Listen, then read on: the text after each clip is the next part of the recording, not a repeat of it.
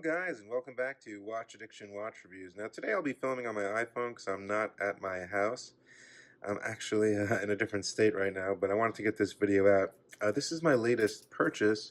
This is the Orient Kano in the black dial variant on the stainless steel bracelet. Now this watch was released with the Komatsu, or whatever the other name of the other new watch was, which is a bit smaller. This one coming in at 44 millimeters. But this style really, spoke to me a bit more than that watch.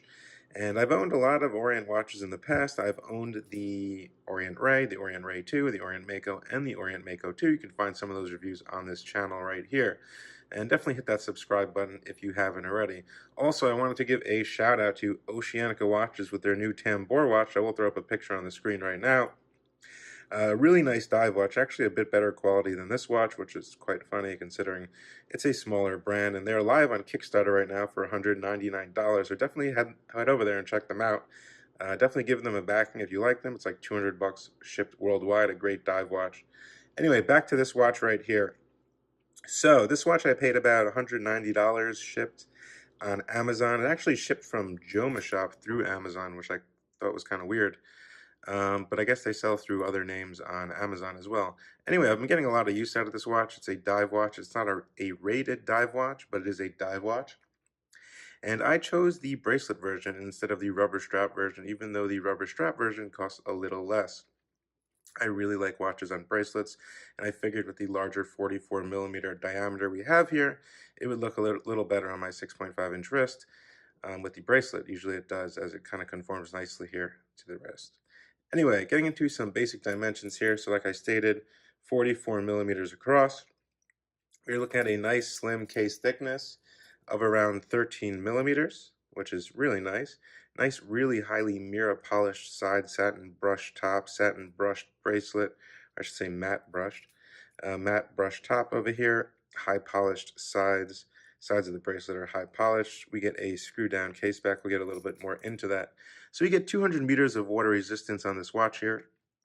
We get a 120 click unidirectional bezel, a screw down crown, a screw down case back. And the lug to lug is about 47 millimeters, if I didn't mention that. So it's really very wearable. I was really surprised. For my size wrist, I usually can't really wear a 44 millimeter watch, even though today I'm wearing a 48 millimeter watch. Look at that. I bought this a while ago, though. Anyway, getting back to the watch. So if I get in a little closer, you can see we have a nice black dial with applied markers, which are fully loomed, sword style hands, which are fully loomed. And the lume is actually pretty good on this watch, and I was quite impressed by that. I will get you a lume shot towards the end of the video. Now, we do have a day and date window over here, which I thought was nice, and something different they did. They put a white line on top and bottom instead of framing the whole thing in white, which makes it look a bit more symmetric in my opinion. The Orient logo is applied. We do get a sweeping, nice, polished, arrow-pointed tipped hand, which does reach all the way out to the end, which I really do appreciate. When brands kind of put their seconds hand like over here, it just looks cheap, and I just don't like that. Anyway, this watch is running an automatic movement, of course. This watch is running I believe the F69-22. It has about 22 joules, beats at 3 hertz, so beats at about 21,600 vibrations per hour. It's relatively accurate, and I found that from most Orient watches, the first month you own it, they're really accurate. Then they kind of start, falling down a little bit from there. This one gaining 3.5 seconds every 2 days, which is really good for a watch in this price range. Anyway, getting back to the watch. So the 120 click bezel is actually really nice, and definitely a big upgrade for me, and one of the reasons I purchased the Kano instead of some of the other new models. You can see a very nice coin edge bezel, which even comes out a little bit. And the action, as you can see, it does line up. The action is really good. And I really do like that. So I have no problem with this bezel. We don't get a ceramic insert. We don't get a loomed pip either. You will have to get one of the Ray Mako or the Komatsu for that. But it is a good bezel. It works. It doesn't have that much backplay. Everything lines up good. I have no issue with a aluminum insert. Honest, it's matte finished in black. Now the crown itself is signed, as you can see there. I'm not sure if it's picking up on that, but the crown itself is signed. We do get the bracelet. I'm going to be honest, the bracelet is actually not that bad, and it's quite comfortable. I know everybody hates these stamped clasps, and people do not like watches without solid end links. But the bracelet itself is actually very nicely finished. As you can see here, the bracelet finishing is just really nice. It's very smooth. Actually comes up a little bit, as you can see here. It's using pins. We do get the Orient stamped logo on the buckle here, which is not bad. Then it just folds over, 4 micro adjustments, and it's very secure, and it doesn't really bulge out, which I really do appreciate, like some of Seiko's cheaper bracelets on their $200 models. I hate those bracelets. Definitely this is way better. The links are polished on these sides, as you can see. I removed 3 links from my 6.5-inch wrist. Not the worst bracelet in the world, but definitely wearable, and I'm using it. As you can see on the case back there, we get the 2 dolphins Orient logo. Just states automatic. This is not the made in Japan version. So I believe this one's probably made in Malaysia or somewhere around there. Anyway, let's check out the lume. And first, let's check out the movement. Now, the crown is fairly easy to unscrew here. Pops out, self-winding.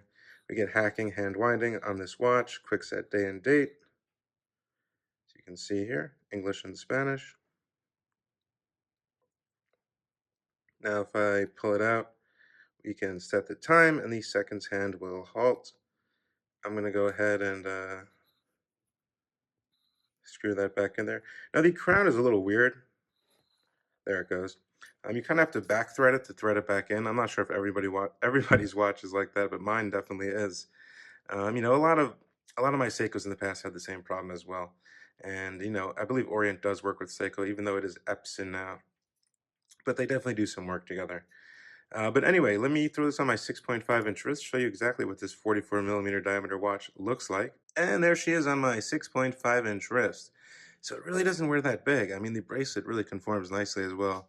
As you can see there, it looks fine. It looks fine. I mean, it looks good. If you look at it tip to tip on my wrist, it's really not that much over. Maybe a millimeter on one side, and that's about it. But it's definitely comfortable. It doesn't pull hair or anything like that.